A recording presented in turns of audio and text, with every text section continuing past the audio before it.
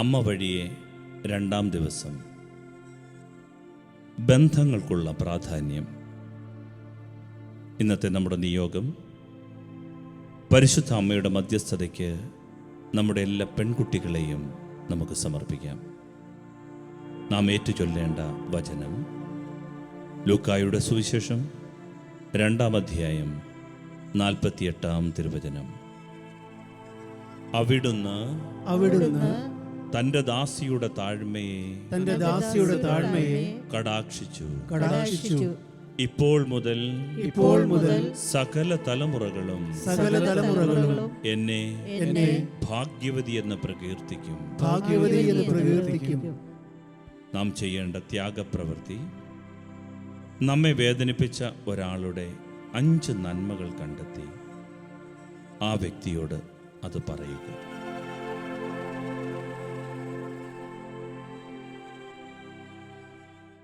ഈശോയിലേറ്റവും സ്നേഹമുള്ളവരെ, പരിശുദ്ധ അമ്മയുടെ 8 നോമ്പ് പെരുന്നാളിലാണ് നമ്മൾ. ഇന്ന് 2-ാം ദിവസം.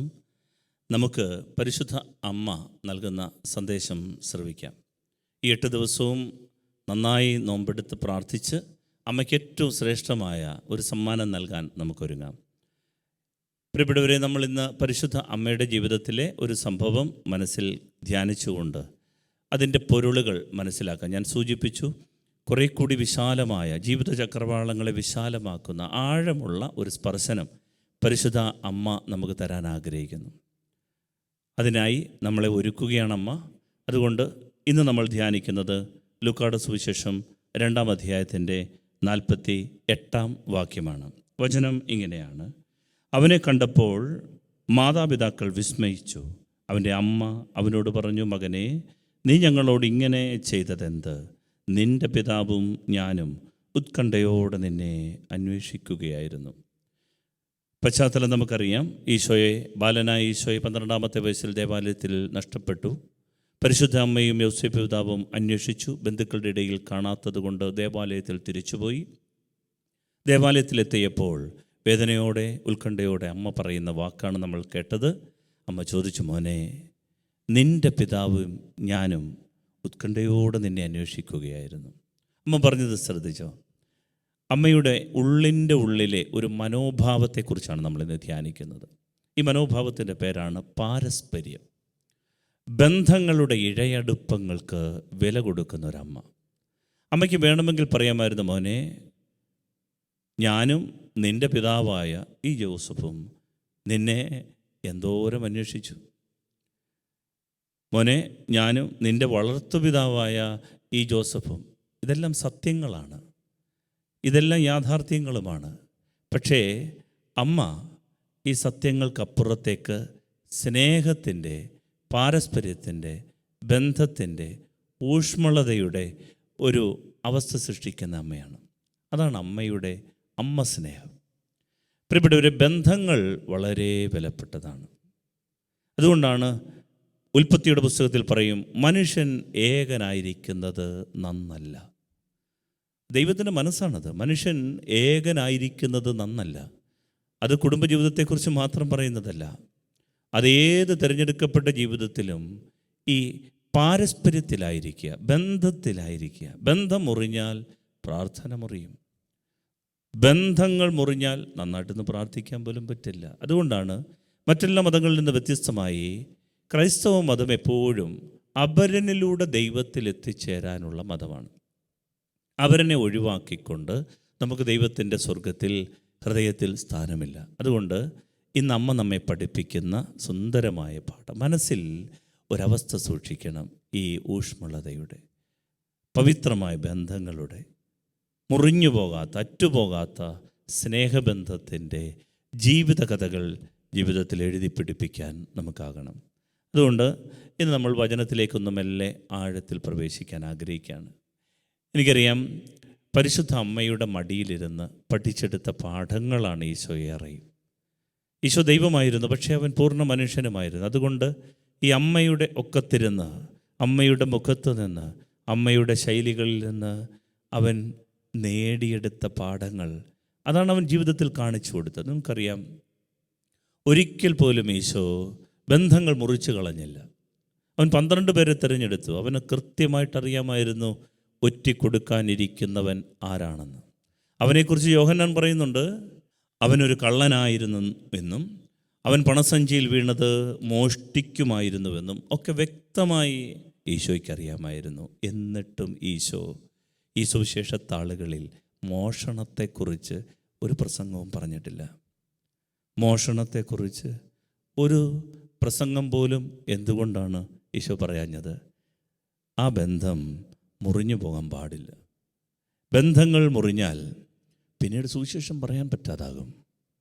അതുകൊണ്ട് ഈ പാരസ്പര്യത്തിൻ്റെ അടരുകളിലൂടെ നമ്മളെ യാത്ര ചെയ്യിക്കാൻ പരിശുദ്ധ അമ്മ ആഗ്രഹിക്കുന്നുണ്ട്. അതുകൊണ്ട് എൻ്റെ പ്രിയപ്പെട്ടവരെ, ഇന്ന് ഗൗരവത്തോടെ ഈശോയുടെ അമ്മയ്ക്ക് ഗിഫ്റ്റ് കൊടുക്കാൻ ഈ 8 ദിവസത്തെ പ്രത്യേക പ്രാർത്ഥനയിൽ നമ്മൾ ഒരുങ്ങുമ്പോൾ നമുക്ക് ഈ ബന്ധങ്ങളുടെ വില മനസ്സിലാക്കി മുന്നോട്ട് പോകാൻ പ്രത്യേകം ശ്രദ്ധിക്കാം. Hallelujah, hallelujah.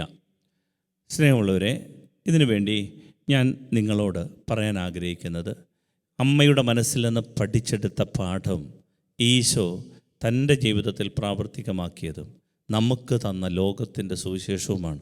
യോഹന്നാൻ്റെ സുവിശേഷം 13-ാം അധ്യായത്തിൻ്റെ 1 മുതലുള്ള വാക്യങ്ങളിൽ നാം കാണുന്ന ആ പാദക്ഷാളനത്തിൻ്റെ സംഭവം, ഈ ബന്ധങ്ങളുടെ വിലയെക്കുറിച്ചാണ് ഇത് പഠിപ്പിക്കുന്നത്.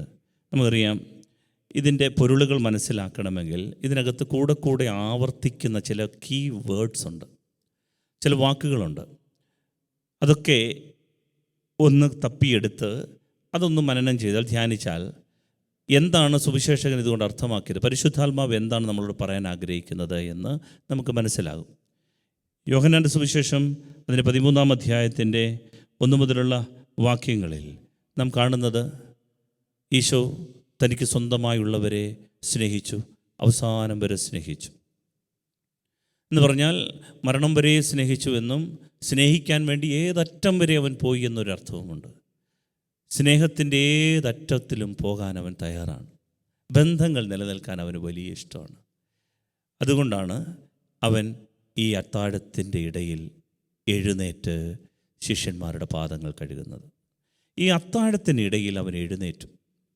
നമ്മെ വിസ്മയിപ്പിക്കുന്ന, ഈ ഇത് വായിക്കുന്ന ആളുകളെ വിസ്മയിപ്പിക്കുന്ന കാര്യമാണ്. കാരണം യഹൂദൻ്റെ കുർബാനയാണ് പെസഹ. ഈ പെസഹ അത്താഴം വെറുമൊരു അത്താഴമല്ല. ഈ അത്താഴത്തിന് പ്രധാനമായിട്ട് അതിൻ്റെ ഘടനയൊക്കെ നമുക്കറിയാം. കൃതജ്ഞതയുടെ കപ്പുകൾ ഉയർത്തുന്ന, രക്ഷാകര കപ്പുകൾ ഉയർത്തുന്ന, ദൈവത്തിന് നന്ദി പറഞ്ഞുകൊണ്ടുള്ള ഹല്ലേൽ സങ്കീർത്തനങ്ങൾ പാടുന്ന ഈ പ്രധാനപ്പെട്ട സമയം, പ്രധാന കുടുംബനാഥൻ്റെ ഇടതും വലതും കടിഞ്ഞൂൽ പുത്രനും കാര്യസ്ഥനും ഇരിക്കാൻ സീറ്റൊരുക്കി. കൂടാതെ ഏലിയ വരാൻ സാധ്യതയുണ്ട്, ഏലിയായ്ക്ക് വേണ്ടി ഒരു സ്പെഷ്യൽ ഇരിപ്പിടം ഒരുക്കി. അങ്ങനെ തറയിലിരുന്നു കൊണ്ട് ചാഞ്ഞും ചരിഞ്ഞും ഈ രക്ഷാകര സംഭവങ്ങളെ, പുറപ്പാടനുഭവങ്ങളെ പ്രാർത്ഥനാപൂർവം ധ്യാനിക്കുമ്പോൾ പ്രധാന കുടുംബനാഥൻ കുർബാനക്കുപ്പായമൊക്കെ ഇട്ട് നടത്തുന്ന ഈ ശുശ്രൂഷ അത് പൂർത്തിയാക്കാതെ എഴുന്നേക്കാൻ പാടില്ല. അത് അത്ര കണ്ട് ഉചിതമല്ല. കുർബാനയ്ക്കിടയ്ക്ക് നമ്മുടെ ഒരു അച്ഛൻ കുർബാന പാതിയാക്കിയിട്ട് അങ്ങ് പോയി എന്ന് വെക്കുക, നമുക്കത് അംഗീകരിക്കാൻ പറ്റില്ല. ഇതേ കണക്കെ ഒരു സംഭവമാണ്. അത്താഴത്തിനിടയിൽ ഈശോ എഴുന്നേറ്റു.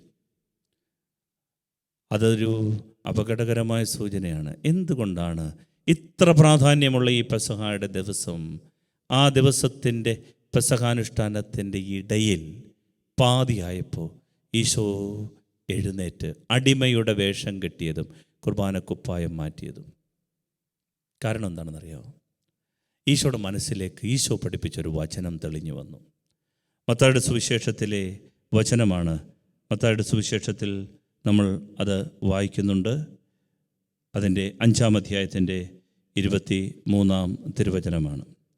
മത്തായി 5:23 നമ്മൾ വായിക്കുന്നു, ഈശോ പഠിപ്പിച്ച വചനമാണ്: ആർക്കെങ്കിലും നിങ്ങളോട് വിരോധം തോന്നിയാൽ, നിങ്ങൾ ബലിയർപ്പണത്തിൻ്റെ ഇടയിലാണെങ്കിലും ബലിയർപ്പിക്കുന്നതിന് മുൻപ് കാഴ്ചവസ്തു അവിടെ വെച്ചിട്ട് പോയി അവനോട് രമ്യപ്പെടുക, പിന്നെ വന്ന് ബലിയർപ്പിക്കുക. ഈശോ പഠിപ്പിച്ച വചനമാണ്. ഈ കുർബാന നടത്തിക്കൊണ്ടിരിക്കുമ്പോൾ ഈ ബലിയർപ്പണം, നാളെ അവൻ കയറാൻ പോകുന്ന കാൽവരിയുടെ നെറുകയിലെ അവൻ കൊത്തി നുറുക്കപ്പെടാൻ പോകുന്ന ഈ ജീവിത ബലിയുടെ പാഠമാണ് തലേന്ന് അവൻ തൻ്റെ പ്രിയപ്പെട്ട മക്കൾക്ക് കൊടുക്കുന്നത്, സഹോദരങ്ങൾക്ക്, സ്ത്രീകർക്ക് കൊടുക്കുന്നത്. അപ്പോഴിങ്ങനെ കൊടുത്തുകൊണ്ടിരിക്കുമ്പോൾ ഈശോയുടെ മനസ്സിലേക്ക് ഈ വചനം വരികയാണ്. ഞാൻ ഒരിക്കൽ പറഞ്ഞിട്ടുണ്ട്, നിങ്ങൾ ബലിയർപ്പിക്കാൻ പോകുമ്പോൾ ആർക്കെങ്കിലും നിങ്ങളോട് വിരോധമുണ്ട് എന്ന് തോന്നിയാൽ ബലിവസ്തു ബലിപീഠത്തിൽ വെച്ചിട്ട് പോയി അവനോട് രമ്യപ്പെടുക. ഈ പാരസ്പര്യത്തിൻ്റെ നിറവിലെ ഈ ബലി സ്വീകരിക്കുകയുള്ളൂ. പ്രിയപ്പെട്ടവരെ, ഈശോയ്ക്ക് ഈ കുർബാന ചൊല്ലിക്കൊണ്ടിരിക്കുമ്പോൾ, ഈ പെസഹ അനുഷ്ഠിച്ചുകൊണ്ടിരിക്കുമ്പോൾ മനസ്സിലേക്ക് വരികയാണ്, എനിക്കാരോടും പിണക്കമില്ല സത്യമാ, പക്ഷേ ഇതിലിരിക്കുന്ന ചിലർക്കൊക്കെ എന്നോട് പിണക്കമുണ്ട്. നമുക്കറിയാം അതാരാണ് എന്ന്. അത് മനസ്സിലാക്കണമെങ്കിൽ ഈ അത്താഴത്തിന് മുൻപ് യോഹന്നാൻ തൻ്റെ 6-ാം അധ്യായത്തിൽ മറ്റൊരു അത്താഴത്തിൽ, കബർനാമിലെ ഒരു അത്താഴത്തെക്കുറിച്ച് പറയുന്നുണ്ട്. ഈ അത്താഴത്തിൽ ഒരു വലിയ വഴക്ക് നടന്നു. ഈ അത്താഴത്തിൽ അവൻ 5 അപ്പം കൊണ്ട് 5000 പേരെ തൃപ്തിപ്പെടുത്തിയ സംഭവമാണ്. എല്ലാവരും ഭക്ഷിച്ചു തൃപ്തരായി. ശേഷിച്ച കഷണങ്ങൾ 12 കുട്ട നിറയെ ശേഖരിച്ചു. അവരെല്ലാം തൃപ്തിപ്പെട്ട് കഴിഞ്ഞപ്പോൾ ഈശോ പൊരുളിലേക്ക് വരികയാണ്. ഈശോ പറഞ്ഞു, മക്കളെ, നശ്വരമായ ഈ അപ്പമല്ല, അനശ്വരമായ അപ്പത്തിന് വേണ്ടി അധ്വാനിക്കണം. കേട്ടപാടെ ശിഷ്യന്മാരെല്ലാവരും അടുത്ത് കൂടി ചോദിച്ചു, അതെന്താണത്? എൻ്റെ ശരീരം തിന്നണം, രക്തം കുടിക്കണം. എൻ്റെ ശരീരം തിന്നണം, രക്തം കുടിക്കണം. ആളുകൾ പറഞ്ഞു, വട്ടാണല്ലേ, പകുതി പേരോളം വിട്ടുപോയി. ഈശോ പറഞ്ഞു, പോകണമെങ്കിൽ പൊക്കോ, പക്ഷേ മാറ്റമില്ല എൻ്റെ പഠിപ്പിക്കലിന്. വചനം ഇതാണ്, ശരീരം തിന്നണം, രക്തം കുടിക്കണം. ശിഷ്യന്മാർ, പ്രത്യേകിച്ച് യൂദാസ്, എതിർത്തു. നീ ഞങ്ങളെ പഴയ കനിബലിസത്തിലേക്ക് കൊണ്ടുപോകുകയാ അല്ലേ, മിത്രാരാധനയിലേക്ക്. അങ്ങനെ ആ നാട്ടിലേക്കുള്ള ആൾക്കാരുണ്ടായിരുന്നു. ശവമൊക്കെ തിന്നുന്ന, മനുഷ്യൻ്റെ ശരീരം തിന്നുന്ന, രക്തം കുടിക്കുന്ന ഒരുതരം മിത്രാരാധന. ഈ വിജാതീയരുടെ ശൈലികളിലേക്കൊക്കെ നീ ഞങ്ങളെ കൊണ്ടുപോകുകയല്ലേ, നിൻ്റെ കൂടെ നടക്കാൻ പറ്റില്ല. പ്രിയപ്പെട്ടവരെ, അതുകൊണ്ടാണ് അവർ പ്രവൃത്തത്. ഈ വചനം കഠിനമായി, ഇത് ആർക്ക് മനസ്സിലാകും? പോവുക ഞങ്ങൾ. പ്രിയപ്പെട്ടവരെ, അപ്പോഴും ഈശോ ഇവരോട് പറഞ്ഞു, മക്കളെ, എൻ്റെ പാഠത്തിന് വ്യത്യാസമില്ല. ശരീരം കഴിക്കണം, രക്തം കുടിക്കണമെന്ന് പറയുമ്പോൾ ഞാൻ മനസ്സിലാക്കുന്നത്, ശരീരം ജീവൻ തരുന്നില്ല, ആത്മാവാണ് ജീവൻ തരുന്നത്. എന്ന് വെച്ചാൽ നിങ്ങളെൻ്റെ ശരീരം ഭക്ഷിക്കുമ്പോൾ നിങ്ങളിൽ പ്രവേശിക്കുന്നത് പരിശുദ്ധാത്മാവാണ്. The risen Christ, the risen body of Christ. അതുകൊണ്ട് ഈ കാനിബലിസം അല്ല ഞാൻ പഠിപ്പിക്കുന്നത്. ഞാൻ പഠിപ്പിക്കുന്നത് പരിശുദ്ധാത്മാവിനെക്കുറിച്ചാണ്. ഈ ശരീരം കഴിക്കുമ്പോൾ നിങ്ങൾ പ്രവേശിക്കുന്നത് ഈ ആത്മീയ ജീവനാണ്. അതിനാണ് ഞാൻ വന്നത്. Life in its abundance. നിങ്ങൾക്ക് ജീവൻ ഉണ്ടാകണം, അത് സമൃദ്ധമായ ജീവൻ ഉണ്ടാകണം. അതിനാണ് ഞാൻ വന്നേ. പ്രിയപ്പെട്ടവരെ, ഇത് യൂദാസിന് മനസ്സിലായില്ല. അവൻ്റെ ചിന്താഗതി യഥാർത്ഥത്തിൽ പണത്തോടുള്ള ബന്ധത്തിലായിരുന്നില്ല. നമ്മൾ പലരും ചിന്തിച്ചിട്ടുണ്ട്, യൂദാസിൻ്റെ പ്രശ്നം പണമായിരുന്നെങ്കിൽ അവനത് 30 വെള്ളിക്കാശ് കൊണ്ടുപോയി ദേവാലയത്തിൽ എറിഞ്ഞു കളയുകയില്ലായിരുന്നു. ബാങ്കിൽ കൊണ്ടിട്ടിട്ടേ കെട്ടിഞ്ഞാൻ യാഗത്തുള്ളായിരുന്നു. മക്കൾക്ക് ഉപകാരപ്പെടും, സഹോദരങ്ങൾക്ക് ഉപകാരപ്പെടും. പണമായിരുന്നില്ല അവൻ്റെ പ്രയോറിറ്റി. യൂദാസ് സ്കാറിയട്ട് എന്ന് പറഞ്ഞാൽ കൊച്ചുപിച്ചാത്തി എന്നർത്ഥം. സ്കാറിയട്ട്. ഈശോയുടെ കാലത്ത് ഈശോയുടെ കൂടെ നടന്ന 2 പേർ തീവ്രവാദികളായിരുന്നു, മൗലികവാദികളായിരുന്നു. പട്ടാള ഭരണത്തിലൂടെ മാത്രമേ റോമാ സാമ്രാജ്യത്തിനെതിരെ നമുക്ക് വിജയം വരിക്കാനാവുകയുള്ളൂ. അതാണ് ദൈവരാജ്യം, അതാണ് മെസ്സിഹ. അതുകൊണ്ട് ഇങ്ങനെ സ്നേഹത്തിൻ്റെയും ക്ഷമയുടെയും പാഠങ്ങളിലൂടെ ഒരിക്കലും ദൈവരാജ്യം കൊണ്ടുവരാൻ പറ്റില്ല എന്ന് വിശ്വസിച്ച എസ്എനീസ് ഗ്രൂപ്പുകളിൽ, പ്രത്യേകിച്ച് ഈ കുമ്രാൻ ഗുഹകളിൽ സൈനിക പരിശീലനം നേടിയ ഗ്രൂപ്പുകളിൽപ്പെട്ട 2 പേർ. ഒന്ന് കാനാൻകാരൻ തീവ്രവാദിയായ ശമയോൻ, 2 യൂദാസ് ഇസ്കറിയോട്ട്.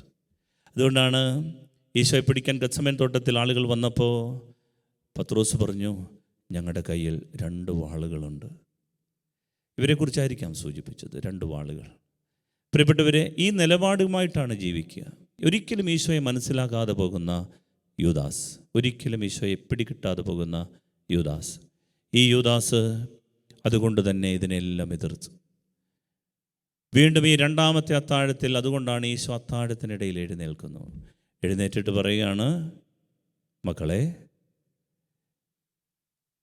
നിങ്ങൾ 12 പേരെ ഞാൻ തിരഞ്ഞെടുത്തു. അവരോടുള്ള സ്നേഹം പ്രകടിപ്പിക്കുകയാണ്. അടിമയുടെ വേഷം കെട്ടി കാല് കഴുകി തുടച്ച് കാല് ചുംബിച്ചു. എന്നിട്ട് പറയുകയാണ്, മക്കളെ പരസ്പരം സ്നേഹിക്കണം, പരസ്പരം സ്നേഹിക്കണം. ഇതൊന്നും മനസ്സിലാകാതെ ആ രാത്രി യൂദാസ് ഈ മേശയിൽ നിന്ന് എഴുന്നേറ്റ് രാത്രിയിലേക്ക് മടങ്ങുകയാണ്, ഇരുളിലേക്ക്, അന്ധകാരത്തിലേക്ക് മടങ്ങുകയാണ്. യോഹന്നാൻ എഴുതി വെച്ചു, അപ്പോൾ രാത്രിയായിരുന്നു. പ്രിയപ്പെട്ടവരെ, ഈ കാര്യം ഈശോ വളരെ വേദനയോടെ പറയുകയാണ്. 6-ാം അധ്യായത്തിൻ്റെ 71-ാം തിരുവചനത്തിലും പറയുന്നുണ്ട്. പിന്നീട് ഈ പെസഹ അനുഷ്ഠിച്ചതിന് ശേഷവും പറയുന്നുണ്ട്, നിങ്ങൾ 12 പേരെ ഞാൻ തിരഞ്ഞെടുത്തില്ലേ, പക്ഷേ നിങ്ങളിൽ ഒരുവൻ പിശാചാണ്, തന്നെ ഒറ്റിക്കൊടുക്കാനിരിക്കുന്നവൻ ആരാണെന്ന് ഈശോ അറിഞ്ഞിരുന്നു. വീണ്ടും ഈ 13-ാം അധ്യായത്തിൽ നമ്മൾ കാണുന്നുണ്ട്, ഈ അത്താഴത്തിൻ്റെ ഇടയിൽ യൂദാസ് ഈ അപ്പക്കഷണം സ്വീകരിച്ചപ്പോൾ പിശാച് അവൻ്റെ ഉള്ളിലേക്ക് പ്രവേശിച്ചു. ആദ്യത്തെ കുർബാന സ്വീകരണത്തിൽ പിശാച് ഉള്ളിലേക്ക് പ്രവേശിച്ച് കഴിഞ്ഞപ്പോൾ, പ്രിയപ്പെട്ടവരെ, ഈശോ ഇവൻ എഴുന്നേറ്റ് ഇരുളിലേക്ക് നടന്നു. ഈശോ അവരോട് പറയുന്നൊരു വചനമുണ്ട്. എന്താണെന്നറിയാമോ? ഇപ്പോൾ മനുഷ്യപുത്രൻ മഹത്വപ്പെട്ടിരിക്കുന്നു. എന്നിട്ട് പറയുന്ന ആദ്യത്തെ പാഠമാണ്, ഞാൻ നിങ്ങൾക്കിതാ പുതിയ ഒരു കൽപ്പന തരുന്നു, നിങ്ങൾ പരസ്പരം സ്നേഹിക്കൂ. പരിശുദ്ധ അമ്മ ഈ ഒരു സ്നേഹത്തിൻ്റെ, പരസ്പര അംഗീകാരത്തിൻ്റെ, ബഹുമാനത്തിൻ്റെ പാഠമാണ് ഈ 2-ാം ദിവസം നമുക്ക് തരുന്നത്. ഈ സ്നേഹം ഇല്ലാതെ പ്രിയപ്പെട്ടവരെ നമുക്കൊരിക്കലും നിത്യതയുടെ ഈ ഭാഗ്യം അനുഭവിക്കാൻ സാധിക്കുകയില്ല. മനുഷ്യൻ ബന്ധങ്ങളിലൂടെ മാത്രമേ ദൈവത്തിലെത്തിച്ചേരുകയുള്ളൂ. അതിനാണ് ദൈവത്തിൻ്റെ പദ്ധതി. പക്ഷേ നമ്മുടെയൊക്കെ വിഷയം, നമ്മളെല്ലാവരെയും വിധിച്ചുകൊണ്ടൊക്കെ ഇങ്ങനെ ജീവിക്കുകയാണ്. നമുക്കാരെയും ഉൾക്കൊള്ളാൻ പറ്റുന്നില്ല. ആ വാക്ക് പ്രധാനപ്പെട്ടതാണ്. ഉൾക്കൊള്ളാൻ പറ്റുന്നില്ല, ഉള്ളിൽ കൊള്ളാൻ പറ്റുന്നില്ല. കാരണം ഉള്ളിൽ വേറെ എന്തൊക്കെയുണ്ട്. ഉള്ളിൽ കൊള്ളാൻ പറ്റാത്തത് കൊണ്ടല്ലേ നമ്മൾ വിധിച്ചു പോകുന്നത്. സാരമില്ല. അമ്മയുടെ പാഠം എന്താണെന്നറിയാമോ? വിധി അന്തിമമാകരുത്. വിധിക്കാതെ നമുക്ക് ജീവിക്കാൻ പറ്റില്ല. ഇപ്പം തന്നെ ഈ ടോക്ക് കേട്ടുകൊണ്ടിരിക്കുമ്പോൾ തന്നെ ഇതാരാണ്, ഇതേത് അച്ഛനാണ്, ഇതെന്തായിരിക്കും, എങ്ങനെയായിരിക്കും, ഒരു വിധി നമ്മളെല്ലാം മനസ്സിൽ രൂപപ്പെടുത്തും. നമ്മുടെ വീടിനെക്കുറിച്ച് നമ്മൾ വിധിക്കും, പള്ളിയെക്കുറിച്ച് വിധിക്കും, നമ്മളുടെ സഹപ്രവർത്തകരെക്കുറിച്ച്. വിധിക്കാതെ ജീവിക്കാൻ പറ്റില്ല. ഈശോ അതുകൊണ്ടാണ് ശമയോൻ്റെ ഭവനത്തിൽ ഭക്ഷണത്തിനിരുന്നപ്പോൾ പാപിനിയായ സ്ത്രീ വന്ന് ഈശോയുടെ പാദങ്ങളൊക്കെ കണ്ണുനീര് കൊണ്ട് കഴുകി തുടയ്ക്കുമ്പോൾ ശമയോൻ അടുക്കളയിൽ പോയി പിറുപിറുത്തു. ഉടനെ ഈശോ ശമയോനോടൊരു കഥ പറയുന്നുണ്ട്. ഒരു ഉത്തമർണന് 2 കടക്കാരുണ്ടായിരുന്നു. ഒരുവൻ ഭാരിച്ചൊരു തുകയാണ് കടപ്പെട്ടിരുന്നത്, രണ്ടാമൻ ചെറിയൊരു തുക. 2 പേരോടും അവൻ ക്ഷമിച്ചു, ഇളച്ചു കൊടുത്തു. എന്നിട്ട് ഈശോ ചോദിക്കുകയാണ്, ശമയോനെ, ഇതിൽ ആരാണ് കൂടുതൽ അവനെ സ്നേഹിക്കുക? കൂടുതൽ ഇളവ് കിട്ടിയവനെന്ന് ഞാൻ വിചാരിക്കുന്നു. ഉടൻ തന്നെ ഈശോ മറുപടി പറയുന്നത് എന്താണെന്നറിയാമോ? നീ ശരിയായി വിധിച്ചു കഴിഞ്ഞു. നീ ശരിയായി വിധിച്ചിരിക്കുന്നു. കാരണം ഈശോയ്ക്കും അറിയാം എല്ലാവരും വിധിക്കുന്നുണ്ട്. പക്ഷെ വിഷയം വിധി അന്തിമമാകരുത്. വിധി അന്തിമമാകരുത്. പ്രിയപ്പെട്ടവരെ, നമ്മുടെ പ്രിയപ്പെട്ട സഹോദരങ്ങൾ, നമ്മൾക്ക് ഉൾക്കൊള്ളാൻ പറ്റാത്ത ആളുകൾ, അവരുടെ ജീവിതത്തിൻ്റെ സാഹചര്യങ്ങൾ, അവർ മനസ്സിലാക്കിയതും ജീവിച്ചതും വളർന്നതുമൊക്കെ വ്യത്യസ്തമായ സാഹചര്യങ്ങളാണ്. അതുകൊണ്ടാണ് വിധി അന്തിമമാകരുത്. അവർക്ക് നന്മയായിട്ടുള്ളതായിരിക്കാം നമുക്ക് തിന്മ, അവർക്ക് ഒരുപക്ഷെ അരോചകമായിട്ടുള്ളത് നമുക്ക് വളരെ ഹൃദ്യമായിട്ട് തോന്നിയേക്കാം. ഒരച്ഛൻ അവൻ സംഭവം പറഞ്ഞതുപോലെ ആസാമിൽ പോയപ്പോഴാണ്, അവിടെ ഒരു സ്കൂള് ചെന്നപ്പോൾ സ്കൂളിൻ്റെ ഇൻ്റർവ്യൂ സമയത്ത് അച്ഛൻ മുകളിൽ നിന്ന് കാണുന്ന കാഴ്ച, കുട്ടികളെല്ലാം കൂടി ഓടിച്ചെന്ന് വാഴത്തോട്ടത്തിലേക്ക് പോവുകയാണ്. വാഴത്തോട്ടത്തിൽ വലിയ പിടിമുറ്റാത്ത വാഴകളൊക്കെ വളർന്നു നിൽക്കുകയാണ്. ഈ പിള്ളേരെല്ലാം കൂടെ വാഴപ്പോളൊക്കെ ഇടിക്കുന്നു. അച്ഛൻ വിചാരിച്ചു ഇതേണ്ട് കലാപരിപാടി ഈ ഇൻ്റർവ്യൂവിന് ടീച്ചേഴ്സ് പറഞ്ഞു വിട്ടതായിരിക്കും, അല്ലെങ്കിൽ എന്തെങ്കിലുമൊക്കെ ഇങ്ങനെയൊക്കെ ഒരു ആസാം ശൈലി. ഈ വാഴപ്പോള വളർന്നു വന്നപ്പോഴാണ് കാണുന്ന കാഴ്ച, അതിൽ മൂത്ത ഒരുത്തൻ ഇതിനകത്ത് കൈയിട്ട് വാരി എന്തോ വാരി നെല്ല് കപ്പലണ്ടി കുറിക്കുന്നതുപോലെ കുറിച്ച് കഴിച്ചുകൊണ്ടിരിക്കുകയാണ്. അച്ഛൻ എന്താണെന്ന് വന്ന് നോക്കിയപ്പോൾ അച്ഛന് ഛർദ്ദിക്കാൻ വരുന്നു. കാരണം ഇത് ഒച്ചുകളാണ്. ഈ പഴുതാരയും ഒച്ചിനെയും ഒക്കെ ആസ്വദിച്ച് കഴിക്കുന്ന ആളുകൾ അവർ ജീവിച്ചു വളർന്ന സാഹചര്യങ്ങൾ അതവർക്ക് ഹൃദ്യമാണ്. പക്ഷേ നമുക്കിത് ഛർദ്ദിക്കാൻ വരുന്ന സംഭവമാണ്. നാം കഴിക്കുന്ന പലതും ഒരുപക്ഷെ അവരും ഛർദ്ദിക്കാൻ സാധ്യതയുണ്ട്. പ്രിയപ്പെട്ടവരെ, വിധികൾ അന്തിമമാകരുത്. വിധികൾ അന്തിമമാകരുത്. ഹൃദയത്തിൽ ഉൾക്കൊള്ളുക. ഇങ്ങനെയല്ലാതെ നമുക്ക് ദൈവത്തെ സ്നേഹിക്കാനോ അമ്മയുടെ പാഠങ്ങളിലൂടെ വഴി നടക്കാനോ സാധിക്കില്ല. അതുകൊണ്ട് നാം ചേർത്ത് പിടിക്കേണ്ട ഒരു ആത്മീയ പുണ്യമാണ് ഈ പാരസ്പര്യം എന്ന് പറയും. ഡോക്ടർ ബാബു പോളിൻ്റെ ജീവിതത്തിലൊരു സംഭവം കേട്ട് അറിഞ്ഞതാണ്. അദ്ദേഹത്തിൻ്റെ കുറിപ്പിലൂടെ അദ്ദേഹത്തെ ഒരു മാധ്യമപ്രവർത്തകൻ വന്നിട്ട് കണ്ടിട്ട് പറഞ്ഞു, അതെ, അങ്ങയുടെ ജീവിതത്തിൽ ദൈവാനുഭവത്തിൻ്റെ ദൈവസ്നേഹത്തിൻ്റെ ഒരു പാഠമെന്ന് പറഞ്ഞു തരാമോ? അദ്ദേഹം പറഞ്ഞു, കോഴിക്കോട്ട് അദ്ദേഹം കളക്ടറായിട്ടിരിക്കുമ്പോൾ വീട്ടിൽ വന്നു. അങ്ങനെ ഭക്ഷണമൊക്കെ കഴിക്കാൻ വേണ്ടിയിട്ട് തയ്യാറായി എല്ലാവരും കൂടെ ഒന്നിച്ചുകൂടി പ്രാർത്ഥനയൊക്കെ കഴിഞ്ഞിട്ട് ഇരിക്കുമ്പോഴാണ് വീട്ടിൽ അപ്പനോട് ഒന്ന് പറഞ്ഞ് രണ്ട് പറഞ്ഞൊന്ന് ഉടക്കി തെറ്റി. അങ്ങനെ അവർ തമ്മിൽ ചെറിയൊരു വാക്കിൻ്റെ തർക്കമുണ്ടായി. കാരണം അദ്ദേഹം കളക്ടറാണ്. അപ്പൻ വിചാരിച്ചു അവൻ കളക്ടറായിരിക്കാം, പക്ഷേ ഞാൻ അവൻ്റെ അപ്പനാണ്. അങ്ങനെ ഭക്ഷണമൊക്കെ ഉപേക്ഷിച്ച് പോയി കിടന്നു. അദ്ദേഹം പറയുകയാണ്, എനിക്കൊന്നും ഉറക്കം വന്നില്ല, തിരിഞ്ഞും മറിഞ്ഞും കിടക്കുകയാണ്. അപ്പനോട് അങ്ങനെ പിണങ്ങിയിട്ടില്ല, പക്ഷേ ഈ ബന്ധം മുറിഞ്ഞതിൻ്റെ അസ്വസ്ഥതകൾ അതിങ്ങനെ മനസ്സിൽ പേറി തിരിഞ്ഞും മറിഞ്ഞും കിടക്കുന്നു. രാത്രി 1 മണിയായി, 1:30 അദ്ദേഹം മെല്ലെ എഴുന്നേറ്റ്. അദ്ദേഹം അപ്പൻ്റെ മുറിയുടെ അടുത്തേക്ക് ചെല്ലുമ്പോൾ അങ്ങനെ ആ അപ്പൻ്റെ മുറി പാതി ചാരിയിട്ടിരിക്കുകയാണ്. ശബ്ദമുണ്ടാക്കാതെ അത് തള്ളി തുറന്നപ്പോൾ അരണ്ട വെളിച്ചത്തിൽ ഈ അപ്പൻ ഒരു കൈ തലക്കട വെച്ച് മറുകൈ വിരിച്ചു പിടിച്ചിങ്ങനെ കിടക്കുകയാണ്. ഈ മനുഷ്യൻ, ഈ വലിയ ഉദ്യോഗസ്ഥൻ, ഈ അപ്പൻ്റെ കയ്യിലേക്ക് മെല്ലെ ചാഞ്ഞു കിടന്നു. ആ വിരിച്ചു പിടിച്ച കയ്യിലേക്ക് മെല്ലെ കിടന്നപ്പോൾ ഈ അപ്പൻ ഈ കൈ കൊണ്ട് ഈ കുഞ്ഞിനെ, സ്വന്തം മകനെ ചേർത്ത് പിടിച്ചിട്ട് കാതിൽ പറഞ്ഞു, എനിക്കറിയായിരുന്നു നീ വരുമെന്ന്. പ്രിയപ്പെട്ടവരെ, ഇങ്ങനെ ചില ബന്ധങ്ങളുണ്ട്. മുറിഞ്ഞു പോയാൽ പിന്നെ ഉറക്കം നഷ്ടപ്പെടണം. ഈ ബന്ധങ്ങൾ മുറിഞ്ഞു പോയാൽ പിന്നെ പ്രാർത്ഥിക്കാൻ പറ്റാതാവും. ബന്ധങ്ങൾ മുറിച്ചിട്ട് പിന്നെയും പ്രാർത്ഥിക്കുന്നതൊക്കെ യഥാർത്ഥ പ്രാർത്ഥനകളാണോ? അമ്മ അതല്ല നമ്മെ പഠിപ്പിക്കുന്നത്. വിഷമിക്കേണ്ട. ഇന്നത്തെ നമ്മളുടെ ദിവസം പരിശുദ്ധ അമ്മ നമ്മെ വലിയൊരു കൃപ നൽകി അനുഗ്രഹിക്കാൻ ആഗ്രഹിക്കുകയാണ്. പ്രിയപ്പെട്ടവരെ, ഇന്ന് നമ്മൾ നമ്മുടെ പെൺകുട്ടികൾക്ക് വേണ്ടി പ്രത്യേകം പ്രാർത്ഥിക്കുന്ന ദിവസമാണ്. യഥാർത്ഥത്തിൽ ഈ പാരസ്പര്യത്തിൻ്റെ ഇഴയടുപ്പങ്ങളുടെ വില മനസ്സിലാക്കാതെ പോകുന്ന പല കുട്ടികളുമുണ്ട്. പല അമ്മമാരും അപ്പന്മാരും കണ്ണ് നിറഞ്ഞു വന്ന് പറയുന്ന കാര്യമുണ്ട്, ഞങ്ങളുടെ കുഞ്ഞ് ഞങ്ങളെ വിട്ടുപോയി.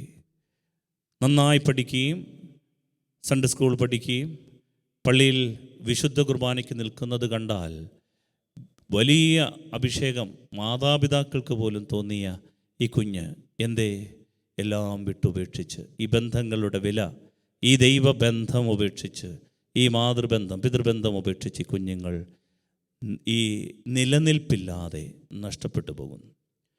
ഈ കുഞ്ഞുങ്ങൾക്ക് വേണ്ടി പ്രിയപ്പെട്ടവരെ, ഈ തെറ്റായ പ്രണയബന്ധങ്ങളിലേക്കൊക്കെ കയറുന്ന പ്രണയങ്ങൾ ഒരുപക്ഷെന്നുണ്ടെങ്കിൽ അനുവദനീയമാണ്. എന്നാൽ അത് തെറ്റായ ബന്ധങ്ങളിലേക്കും അത് രാക്ഷസീയ ഭാവങ്ങളിലേക്കുമൊക്കെ മാറുന്ന ഒരു കാലഘട്ടമാണ്. അതിനാൽ നമ്മുടെ കുഞ്ഞുങ്ങളെ അനുഗ്രഹിച്ച് പ്രാർത്ഥിക്കണം. ഈ ബന്ധങ്ങളുടെ വില മുറിഞ്ഞു പോകാതിരിക്കാൻ വേണ്ടി നമ്മൾ നമ്മുടെ പെൺകുട്ടികൾക്ക് വേണ്ടി ഈ ദിവസം പ്രാർത്ഥിക്കാൻ മാറ്റിവെക്കുകയാണ്. പരിശുദ്ധ അമ്മയുടെ നീലക്കാപ്പായിൽ അവരെ നമുക്കൊന്ന് ചേർത്ത് പിടിച്ച് പ്രാർത്ഥിക്കണം. പ്രിയപ്പെട്ടവരെ, നമുക്കിന്ന് പ്രത്യേകമായി ഒരു സമർപ്പണത്തിൽ പ്രത്യേകമായി നമ്മൾ ചെയ്യേണ്ട ഒരു കാര്യം ഞാൻ നിങ്ങളോട് ആഗ്രഹത്തോട് ആവശ്യപ്പെടുകയാണ്. പരിശുദ്ധ അമ്മയുടെ പ്രേരണയോടുകൂടി. അത് മറ്റൊന്നുമല്ല, നമ്മളുടെ പരിസരത്തുള്ള നമുക്ക് ഏറ്റവും പ്രിയപ്പെട്ട, ഒരുപക്ഷെ നമ്മളിൽ നിന്ന് മുറിഞ്ഞു മാറി നിൽക്കുന്ന ഏതെങ്കിലും ആളുകളുണ്ടെങ്കിൽ അവരുടെ ഒരു 5 നന്മകൾ പരിശുദ്ധ അമ്മയുടെ മുൻപിലിരുന്നൊന്ന് മനസ്സിലാക്കി കൊണ്ടുവരണം. എന്നിട്ട് ഇന്ന് സന്ധ്യ തീരുന്നതിന് മുൻപ്, ഇന്നത്തെ ദിനം അവസാനിക്കുന്നതിന് മുമ്പ് ആ 5 നന്മകൾ അവരോടൊന്ന് പറയാവൂ. പ്രിയപ്പെട്ടവർ, ഇതല്ലാതെ ഈ പാരസ്പര്യങ്ങൾ നിലനിർത്താതെ നമുക്ക് നിത്യതയുടെ ഈ ഭാഗ്യത്തിലെത്താനോ പരിശുദ്ധ അമ്മയുടെ മനസ്സറിയാനോ അനുഗ്രഹം പ്രാപിക്കാനോ പറ്റില്ല. അതുകൊണ്ടാണ് ഇതൊരു പക്ഷെന്നുണ്ടെങ്കിൽ അല്പം സാഹസികമാണെന്ന് തോന്നിയേക്കാം, പക്ഷേ ഇത് ആസ്വാദ്യകരമാണ്. ഇത് സാഹസികമാണെന്ന് തോന്നിയേക്കാം.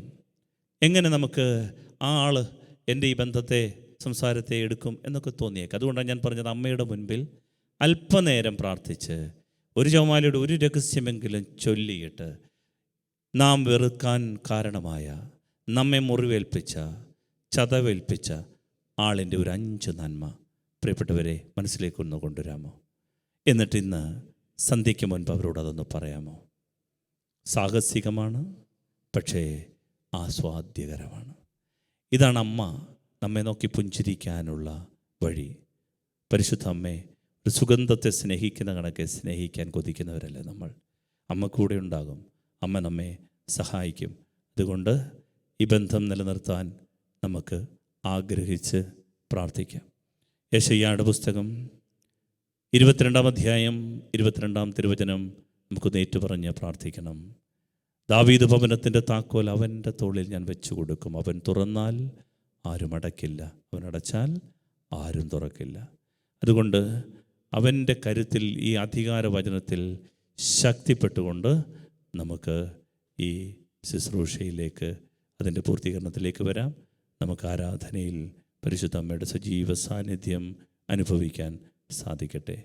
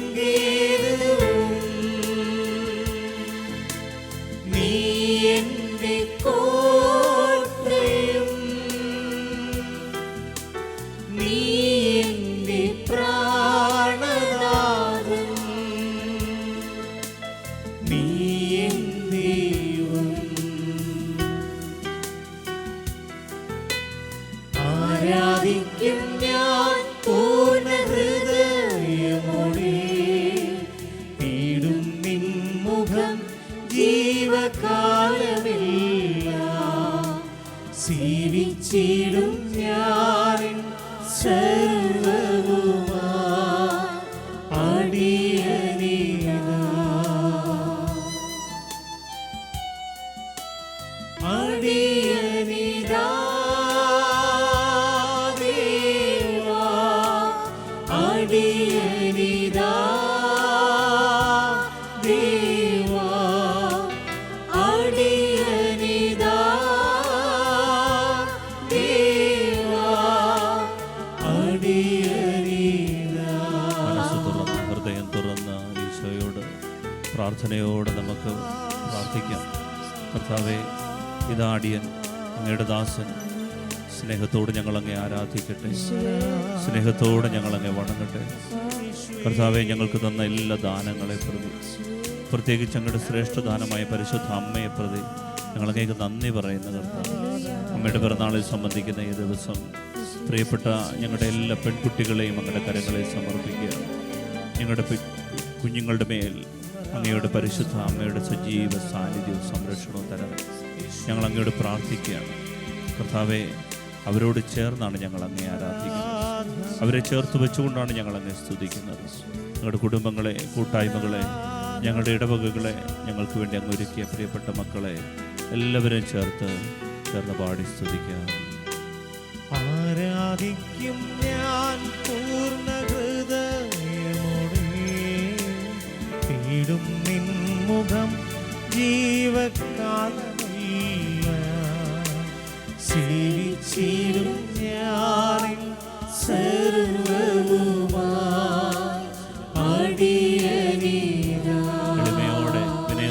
വിശുദ്ധിയോടെ പാടാൻ പ്രാർത്ഥിക്കുന്നു. അടിയനിതാ ദേവാ, അടിയനിതാ ദേവാ, ഭക്തിയോടെ സമ്പൂർണ്ണമായി അടിയനിതാ ദേവാ, അടിയനിതാ അനുതാപത്തോടെ ചേർന്നൊരിക്കൽ കൂടി പാടി പ്രാർത്ഥിക്കുന്നു. ദേവാ, അടിയനിതാ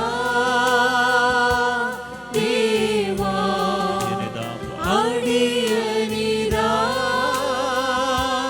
ദേവാ, സ്വർഗത്തിന്റെ അഭിഷേകം നിറയട്ടെ. സ്നേഹത്തോടെ ഞങ്ങൾ ഒരിക്കൽ കൂടി കർത്താവേ, ഇന്ന് ഞങ്ങൾക്ക് തന്നിരിക്കുന്ന നിയോഗത്തിൻ്റെ മേൽ സ്വർഗത്തിൻ്റെ ദൃഷ്ടി വെച്ച് അനുഗ്രഹിക്കണമേ എന്ന് പ്രാർത്ഥിക്കുകയാണ്. ഞങ്ങളുടെ പ്രിയപ്പെട്ട കുഞ്ഞുങ്ങളുടെ മേൽ, പെൺകുട്ടികളുടെ മേൽ അവിടുത്തെ പരിശുദ്ധമായി കരം വയ്ക്കണമേ. ഇവരുടെ ബുദ്ധിയെ നിയന്ത്രിക്കുന്ന, ഇവരുടെ ബന്ധങ്ങളെ നിയന്ത്രിക്കുന്ന, ഇവരുടെ തീരുമാനങ്ങളെ വിശുദ്ധീകരിക്കുന്ന, ഇവർക്ക് സ്ഥിരത നൽകുന്ന, വിശ്വാസത്തിൽ ആഴവും വളർച്ചയും നൽകുന്ന അവരുടെ സാന്നിധ്യം കൊണ്ട് അവരെ പൊതിയണമേ. ഒരിക്കൽ കൂടി നമുക്ക് കരങ്ങൾ ഉയർത്തി സ്തുതിക്കാം. Hallelujah, hallelujah. ഉച്ചത്തിൽ സ്തുതിക്കാം. കർത്താവേ, ഞങ്ങളുടെ ബന്ധങ്ങളെ സമർപ്പിക്കുന്നപ്പോൾ ഞങ്ങളുടെ പരിശുദ്ധ അമ്മ അവിടുത്തെ വഴികളിൽ, ജീവിത വഴികളിൽ ഞങ്ങൾക്ക് കാട്ടിത്തന്ന ആദരവിൻ്റെ, മറ്റുള്ളവരെ ശ്രേഷ്ഠരായി എണ്ണുന്നതിൻ്റെ പരിശുദ്ധമായ ആ പുണ്യത്തിൽ വളരുവാൻ ഞങ്ങളുടെ കുടുംബങ്ങളെ സഹായിക്കണമേ. Hallelujah, hallelujah, hallelujah, hallelujah, hallelujah, hallelujah, hallelujah. പരിശുദ്ധ പരമ ദിവ്യ കാരുണ്യേശ്വരിക്ക് ആരാധനയും സ്തുതിയും പുകഴ്ചയും ഉണ്ടായിരിക്കട്ടെ. ഞങ്ങളെ അനന്തമായി സ്നേഹിക്കുന്ന പരിശുദ്ധ പരമദിവ്യ കാരുണ്യേശ്വരിക്ക് ആരാധനയും സ്തുതിയും പുകഴ്ചയും ഉണ്ടായിരിക്കട്ടെ. നിത്യസ്തുതിക്ക് യോഗ്യനായ പരിശുദ്ധ പരമദിവ്യ കാരുണ്യേശ്വരിക്ക് ആരാധനയും സ്തുതിയും പുകഴ്ചയും ഉണ്ടായിരിക്കട്ടെ. പ്രിയപ്പെട്ടവരെ, ഇന്ന് നമ്മൾ ധ്യാനിച്ചത് ഈശോയുടെ മുൻപിൽ പരിശുദ്ധ അമ്മയുടെ ജീവിത വഴികളിൽ അമ്മ കാട്ടിത്തന്ന നല്ലൊരു സവിശേഷമായ പുണ്യത്തെക്കുറിച്ചാണ്. മറ്റുള്ളവരെ ആദരിക്കുന്നതിൽ ബന്ധങ്ങളുടെ പ്രാധാന്യം നമുക്ക് കാട്ടിത്തന്ന പരിശുദ്ധ അമ്മ ദേവാലയത്തിൽ നഷ്ടപ്പെട്ടു പോയ മകൻ്റെ അടുത്തേക്ക് വന്ന്, എന്തിനാണ് മകനെ ഞങ്ങളോടിത് ചെയ്തത് എന്ന് ചോദിക്കുമ്പോൾ മകൻ ചോദിക്കുന്നു, എന്തിനാണ് എന്നെ അന്വേഷിച്ചത്? പരിശുദ്ധ അമ്മയുടെ ഉത്കണ്ഠ ഇതായിരുന്നു, മോനെ, നിന്റെ പിതാവും ഞാനും ഉത്കണ്ഠയോടെ നിന്നെ അന്വേഷിക്കുകയായിരുന്നു. പരിശുദ്ധ അമ്മ പറയുന്നത്, യൗസേപ്പ് പിതാവിന്, ജീവിതസഖിക്ക് അർഹിക്കുന്ന ആദരവും നന്മയും അനുഗ്രഹങ്ങളുമെല്ലാം അംഗീകരിച്ചുകൊണ്ട് നിന്റെ പിതാവും ഞാനും, വേണമെങ്കിൽ അമ്മയ്ക്ക് പറയാമായിരുന്നു, ഞാനും നിന്റെ ഈ വളർത്തച്ഛനും എന്തോരം ആകുലപ്പെട്ടു. അതാണ് യാഥാർത്ഥ്യവും. അമ്മയ്ക്കാണ് ഒന്നാം സ്ഥാനം അവിടെ. പക്ഷേ അമ്മ മറ്റുള്ളവരെ ശ്രേഷ്ഠരായി എണ്ണുന്ന, അവർക്ക് വില കൽപ്പിക്കുന്ന, ബന്ധങ്ങളുടെ പവിത്രതയെ വില കൊടുത്ത് കാണുന്ന അമ്മയാണ്.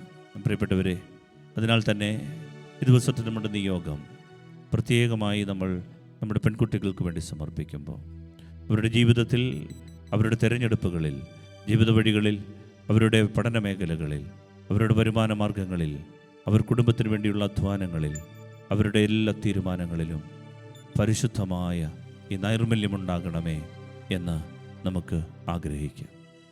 മാതാപിതാക്കളുടെ കണ്ണുനീര് പൊഴിയുവാൻ ഇടവരാത്ത വിധം നമ്മുടെ കുഞ്ഞുങ്ങൾ അനുഗ്രഹമാകണം.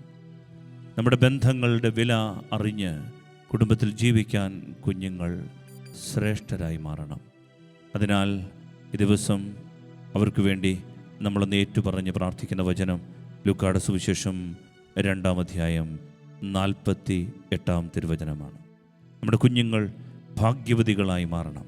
അതിനാൽ ഈ വചനം ഏറ്റുപറഞ്ഞ് നമുക്കിന്ന് അവരെ അനുഗ്രഹിക്കാം.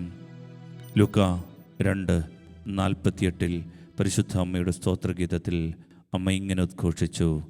ഏറ്റുപറയാം, അവിടുന്ന് തൻ്റെ ദാസിയുടെ താഴ്മയെ കടാക്ഷിച്ചു.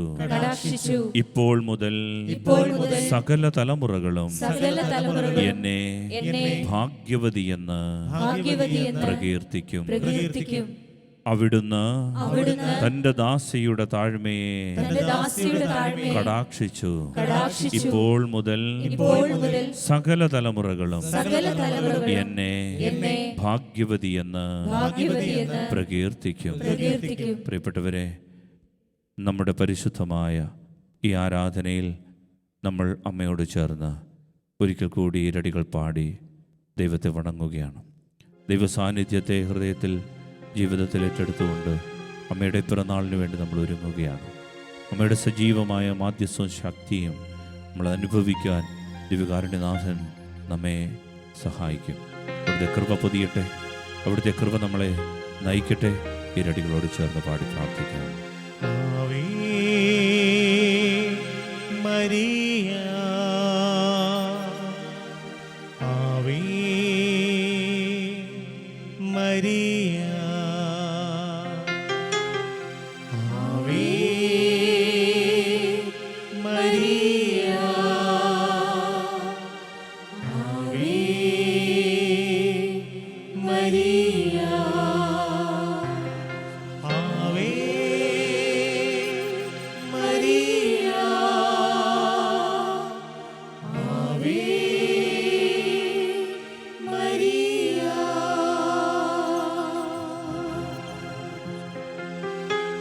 സ്നേഹമുള്ളവരെ, ബന്ധങ്ങൾ മുറിഞ്ഞു പോയാൽ നമ്മുടെ ജീവിതം പരാജയപ്പെട്ടു പോകും.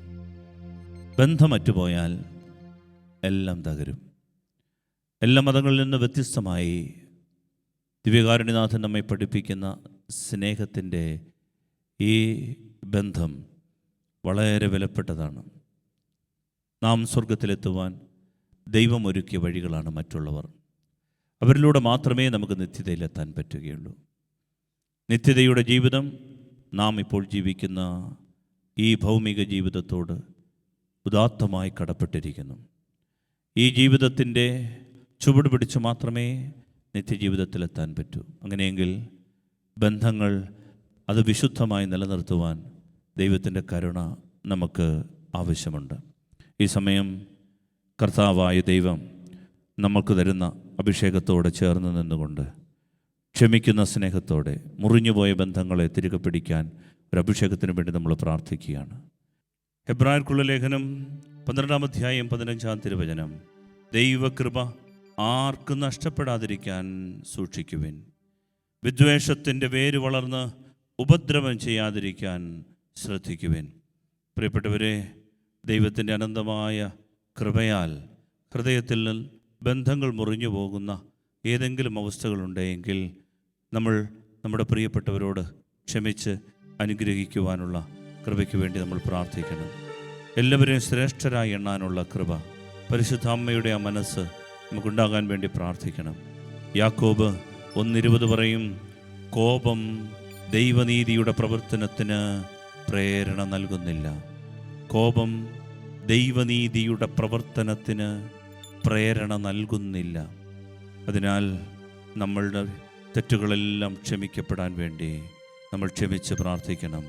മർക്കോസ് 11-ാം അധ്യായം 25-ാം തിരുവചനത്തിൽ ഈ പാരസ്പര്യം നിലനിർത്താൻ ആഗ്രഹിച്ചുകൊണ്ട്, ഈ ബന്ധങ്ങൾ നിലനിർത്താൻ ആഗ്രഹിച്ചുകൊണ്ട്, ഈ ബന്ധത്തിൻ്റെ പ്രാധാന്യത മനസ്സിലാക്കി തന്നുകൊണ്ട് ഈശോ അരുളി ചെയ്തു, നിങ്ങൾ പ്രാർത്ഥിക്കുമ്പോൾ നിങ്ങൾക്കാരോടെങ്കിലും എന്തെങ്കിലും വിരോധമുണ്ടെങ്കിൽ അത് ക്ഷമിക്കുവിൻ. അപ്പോൾ സ്വർഗത്തിലുള്ള നിങ്ങളുടെ പിതാവ് നിങ്ങളുടെ തെറ്റുകൾ ക്ഷമിക്കും. പ്രിയപ്പെട്ടവരെ, ഒരു അഭിഷേകം പരിശുദ്ധ അമ്മ നമുക്കിപ്പോൾ നേടിത്തരണം.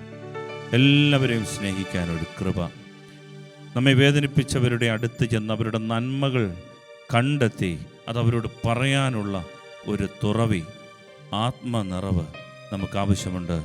അത് ദൈവസ്നേഹത്തിൻ്റെ അഭിഷേകമാണ്, ക്ഷമിക്കുന്ന സ്നേഹത്തിൻ്റെ അഭിഷേകമാണ്. നമുക്ക് എല്ലാവരോടും ക്ഷമിക്കുവാനും മറ്റുള്ളവരെ ശ്രേഷ്ഠരായി എണ്ണുവാനും ദ്രോഹങ്ങൾ ക്ഷമിക്കുവാനും ശത്രുവിന് വിശക്കുന്നുവെങ്കിൽ ഭക്ഷിക്കുവാനും ദാഹിക്കുന്നെങ്കിൽ കുടിക്കുവാനും കൊടുക്കാനുള്ള ഒരു കൃപ. അതിനാൽ അവൻ്റെ ശിരസിൽ അഭിഷേകത്തിൻ്റെ തീക്കനൽ കൂട്ടുവാൻ നമുക്കാകും. അവനെ മാനസാന്തരത്തിലേക്ക് നയിക്കാൻ നമുക്കാകും. അവനെ ആത്മാവിനെ നേടിയെടുക്കാൻ നമുക്കാകും. ഇത് വിശ്വസിച്ചുകൊണ്ട് നമ്മിൽ പ്രവർത്തിക്കുന്ന ദൈവസ്നേഹം മറ്റുള്ളവരിലേക്ക് പകരപ്പെടാനുള്ള കൃപയ്ക്ക് വേണ്ടി ആഗ്രഹിച്ചുകൊണ്ട് ഈരടികളോട് ചേർന്ന് പാടി പ്രാർത്ഥിക്കാം. ക്ഷമിക്കുവാനാവാത്ത നിമിഷങ്ങളെ ആത്മീയ ശക്തിയാൽ നിറയ്ക്കണമേ. മറക്കുവാൻ കഴിയാത്ത ദുഃഖങ്ങളെ മനസ്സിൽ നിന്നു നീ മായ്ക്കണമേ. ക്ഷമിക്കുവാനാവാത്ത നിമിഷങ്ങളെ ആത്മീയ ശക്തിയാൽ നിറയ്ക്കണമേ. മറക്കുവാൻ കഴിയാത്ത ദുഃഖങ്ങളെ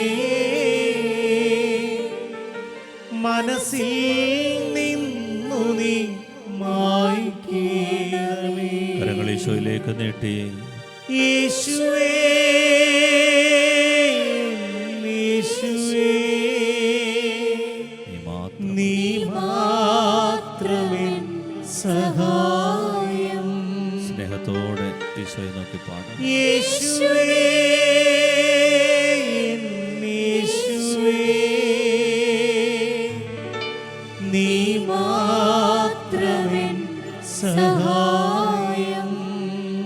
പിതാവിൻ്റെ മക്കളാകാൻ ക്ഷമിച്ച് പ്രാർത്ഥിക്കണമെന്ന് അവിടുന്ന് നമ്മോട് ആവശ്യപ്പെടുന്നു. മത്തായിയുടെ സുവിശേഷം 5-ാം അധ്യായം 44-45 വചനങ്ങളിൽ അവിടുന്ന് നമ്മെ പഠിപ്പിക്കുന്നുണ്ട്.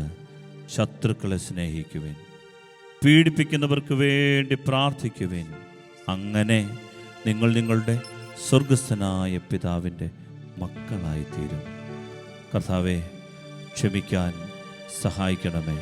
ഒരിക്കൽ കൂടി കരങ്ങൾ നീട്ടി, യേശുവേ എൻ്റെ ദൈവമേ, നീ മാത്രമാണ് എൻ്റെ സഹായമെന്ന് പ്രാർത്ഥിക്കാം. യേശുവേ യേശുവേ നീ മാത്രമേ സഹായം. ചേർന്ന് പാടി പ്രാർത്ഥിക്കാം. യേശുവേ യേശുവേ നീ മാത്രമേ സഹായം.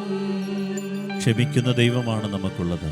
നമ്മുടെ ബന്ധങ്ങളെ തിരികെ പിടിച്ചു തരാൻ അവിടുന്ന് ഇറങ്ങി വരുന്ന ദൈവമാണ്. അവിടുത്തെ സ്നേഹം യെശയ്യാവ് 1:18 അരുളി ചെയ്യുന്നു. നിങ്ങളുടെ പാപങ്ങൾ കടും ചുവപ്പാണെങ്കിലും അവ മഞ്ഞുപോലെ വെണ്മയുള്ളതായിത്തീരും. അവ രക്തവർണ്ണമെങ്കിലും കമ്പിളി പോലെ വെളുക്കും. കർത്താവെ, അവിടുന്ന് ഞങ്ങളോട് ക്ഷമിക്കുന്ന സ്നേഹമാണ്. അതിനാൽ ഞങ്ങളുടെ ബന്ധങ്ങൾ നിലനിർത്താനുള്ള കൃപ ഞങ്ങൾക്കുണ്ടാകും. കർത്താവെ, പരസ്പരം സ്നേഹിക്കുവാൻ, അനുഗ്രഹിച്ച് പ്രാർത്ഥിക്കാൻ, മറ്റുള്ളവരുടെ നന്മ കാണാൻ, അവരെ ആദരിക്കാൻ ഞങ്ങൾക്ക് ഈ ദിവസങ്ങളിൽ കൃപ തരണം. പരിശുദ്ധ അമ്മയുടെ ഈ പിറന്നാളിൽ ഞങ്ങൾ ഒരുങ്ങുമ്പോൾ, അമ്മ വഴികളിലൂടെ കരം പിടിച്ചു നടക്കാൻ ഞങ്ങൾ ശീലിക്കുമ്പോൾ, അമ്മയുടെ ഈ സ്വഭാവം, എല്ലാവരെയും ഉൾക്കൊള്ളുന്ന സ്വഭാവം, ദൈവരാജ്യത്തിൻ്റെ സ്വഭാവം ഞങ്ങളിലേക്ക് ഒതുങ്ങാതെ മറ്റുള്ളവർക്ക് വേണ്ടി കൂടെ ജീവിക്കാനുള്ള കൃപ, സ്വാർത്ഥതയുടെ വേലിക്കല്ലുകൾ പൊളിച്ചു കളഞ്ഞ് വിശാലമായ ചക്രവാളങ്ങൾ തുറന്നു കിട്ടാനുള്ള കൃപ ഞങ്ങൾക്ക് തരണം. അതിനുവേണ്ടി കരങ്ങളൊന്ന് ഉയർത്തി ഉച്ചത്തിൽ ഒന്ന് സ്തുതിച്ച് പ്രാർത്ഥിക്കാം. സ്തുതിക്കാം. കർത്താവിൻ്റെ കൃപ വ്യാപരിക്കട്ടെ. ക്ഷമിക്കാനുള്ള കൃപ, വിട്ടുകൊടുക്കാനുള്ള കൃപ, സകല വിദ്വേഷവും ക്ഷോഭവും ക്രോധവും അട്ടഹാസവും ദൂഷണവും എല്ലാ തിന്മകളോടും കൂടെ ഉപേക്ഷിക്കാനുള്ള കൃപ നിറയട്ടെ. കർത്താവ് ക്ഷമിച്ചതുപോലെ ക്ഷമിച്ച് പ്രാർത്ഥിക്കാനുള്ള കൃപ, എല്ലാ മനുഷ്യരോടും ക്ഷമാപൂർവം പെരുമാറാനുള്ള കൃപ. കർത്താവെ, ഞങ്ങളുടെ ക്ഷമാശീലം എല്ലാവരും അറിയട്ടെ. ഞങ്ങളുടെ ബന്ധങ്ങൾ ഞങ്ങൾക്ക് തിരികെ പിടിച്ചു തരണമേ. ഞങ്ങളുടെ കുറവുകളോട് കരുണ തോന്നണമേ. Hallelujah, hallelujah, hallelujah. കരങ്ങൾ നെഞ്ചോട് ചേർത്ത് വെച്ചുകൊണ്ട് നമുക്ക് ഈ വചനം ഏറ്റുപറഞ്ഞുകൊണ്ട് ഒരിക്കൽ കൂടി പ്രാർത്ഥിക്കാം. പരിശുദ്ധ അമ്മ അവളുടെ ജീവിതത്തിൽ നമുക്ക് തന്ന ഏറ്റവും ശ്രേഷ്ഠമായ ഒരു വചനമാണ് മറ്റുള്ളവരെ ആദരിക്കുവാനുള്ള കൃപ. അതിനാലാണ് സകല തലമുറകളും അവളെ ഭാഗ്യവതി എന്ന് വിളിക്കുന്നത്. ദൈവപുത്രൻ അവൾ ജന്മം നൽകി. ആ ദൈവപുത്രൻ്റെ സകല നന്മകളും പുണ്യങ്ങളും അവളിൽ നിറഞ്ഞു കവിഞ്ഞു. ദൈവകൃപ നിറഞ്ഞു കവിഞ്ഞു. അതുകൊണ്ട് അവൾ ഇന്നും സഹരക്ഷകയായി നമ്മളോടൊപ്പമുണ്ട്. നമുക്ക് ഈ വചനം ഒന്നുകൂടി ഏറ്റുപറഞ്ഞുകൊണ്ട് ഇന്നത്തെ നമ്മുടെ നിയോഗം ഒരിക്കൽ കൂടി സമർപ്പിക്കാം. നമ്മുടെ കുടുംബങ്ങളിൽ, വീട്ടിൽ കൊച്ചു പെൺകുട്ടികൾ മുതൽ മുതിർന്ന പെൺകുട്ടികൾ വരെ ദൈവത്തിൻ്റെ അനന്തമായ കരുണയിൽ വ്യാപരിക്കപ്പെടാൻ നമുക്കവരെ സമർപ്പിച്ചുകൊണ്ട് ഈ വചനം ഒരിക്കൽ കൂടി ഏറ്റുപറയാം. ലൂക്ക 2-ാം അധ്യായം 48-ാം തിരുവചനം. അവിടുന്ന് തന്റെ ദാസിയുടെ താഴ്മയെ കടാക്ഷിച്ചു. ഇപ്പോൾ മുതൽ സകല തലമുറകളും എന്നെ ഭാഗ്യവതി എന്ന് പ്രകീർത്തിക്കും. അവിടുന്ന് തന്റെ ദാസിയുടെ താഴ്മയെ കടാക്ഷിച്ചു. ഇപ്പോൾ മുതൽ സകല തലമുറകളും എന്നെ ഭാഗ്യവതി എന്ന് പ്രകീർത്തിക്കും. കൂടി സ്തുതിക്കാമോ? ഹല്ലേലൂയ.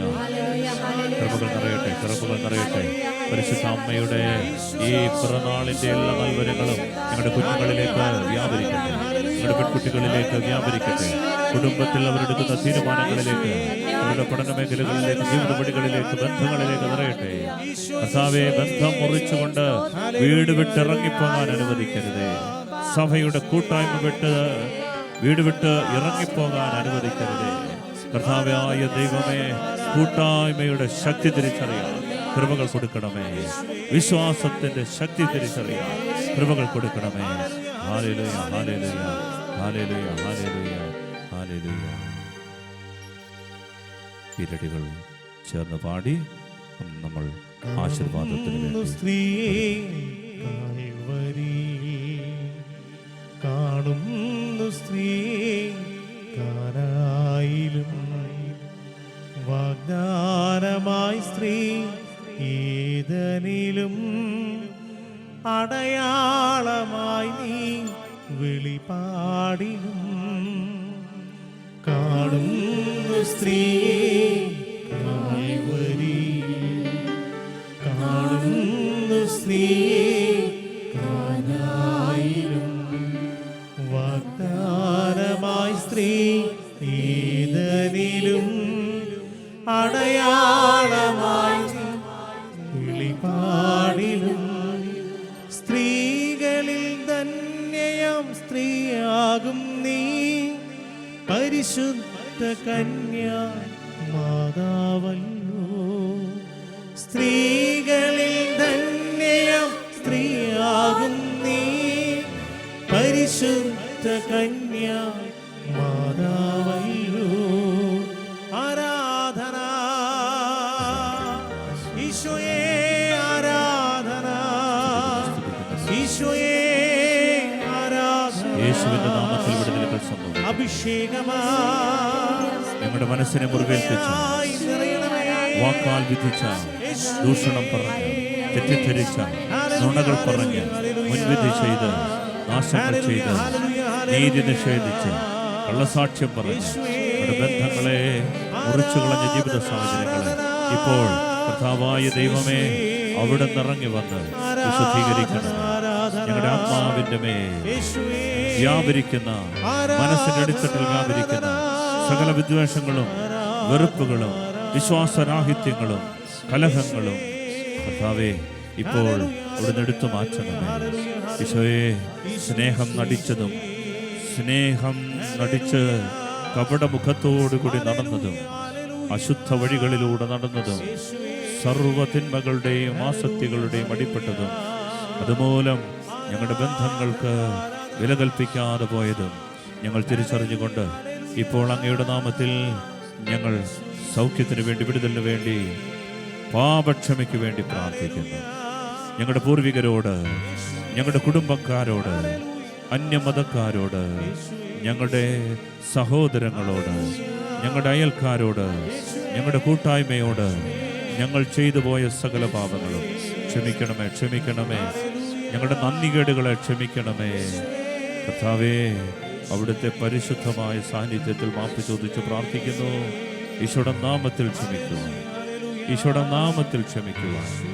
ക്ഷമ യാചിച്ച് പ്രാർത്ഥിക്കുവാൻ, ബന്ധങ്ങൾക്ക് വില കൽപ്പിക്കുവാൻ, മറ്റുള്ളവരെ ശ്രേഷ്ഠരായി എണ്ണുവാൻ, പാരസ്പര്യത്തിൽ ജീവിക്കുവാൻ, ഐക്യപ്പെട്ട് ജീവിക്കുവാൻ സഹായിക്കണമേ. ആശീർവാദത്തിന് വേണ്ടി നമുക്ക് സാധിക്കുന്നവർക്ക് മുട്ടുകൾ മടക്കി പ്രാർത്ഥിക്കാം. പ്രിയപ്പെട്ടവരെ, ഇന്ന് നാം ചെയ്യേണ്ട ത്യാഗപ്രവൃത്തി, നമ്മെ വേദനിപ്പിച്ച, നമ്മുടെ ബന്ധം വേണ്ട എന്ന് നമ്മോട് പറഞ്ഞ ഒരാളുടെയെങ്കിലും അടുത്ത് എന്ന് അവരുടെ 5 നന്മകൾ കണ്ടെത്തി ആ വ്യക്തിയോടത് പറയണം. അവർ നന്മ ചെയ്യുന്നവരാണ് എന്ന് നമ്മൾ സ്നേഹപൂർവ്വം കണ്ടെത്തി അത് അവരോട് സ്നേഹത്തോട് പറയുമ്പോൾ, പ്രിയപ്പെട്ടവരെ, ബന്ധങ്ങളിൽ ദൈവാത്മാവിൻ്റെ ശക്തി നിറയും. ബന്ധങ്ങൾ അവിടുന്ന് തിരികെ പിടിക്കാൻ കൃപ തരും. ആശീർവാദത്തിന് വേണ്ടി ഒരുങ്ങാം. പരിശുദ്ധാമ്മയുടെ പിറന്നാളിൽ നമുക്ക് അവൾക്ക് കൊടുക്കാവുന്ന ഏറ്റവും നല്ല സമ്മാനമാണ് ബന്ധങ്ങളുടെ ഊഷ്മളതകൾ നിലനിർത്തുക. ആരാധിക്കും ഞാൻ പൂർണ്ണ ഹൃദയമോടെ, തേടും നിൻ മുഖം ജീവകാലമെല്ലാം, സേവിച്ചിടും ഞാനെ സർവ്വവുമാ അടിയനീതാ. ആരാധന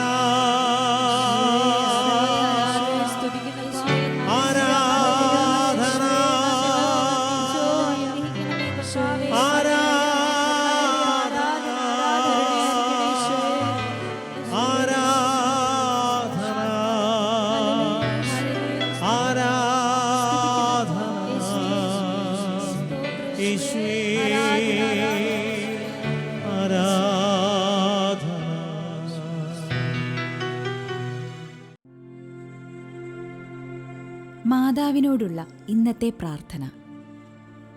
പാപികളുടെ സങ്കേതവും രോഗികളുടെ ആശ്വാസവും ദുഃഖിതരുടെ ആശ്രയവുമായ പരിശുദ്ധ അമ്മേ, ദൈവഹിതമനുസരിച്ച് ജീവിക്കാൻ ഞങ്ങളെ അനുഗ്രഹിക്കണമേ.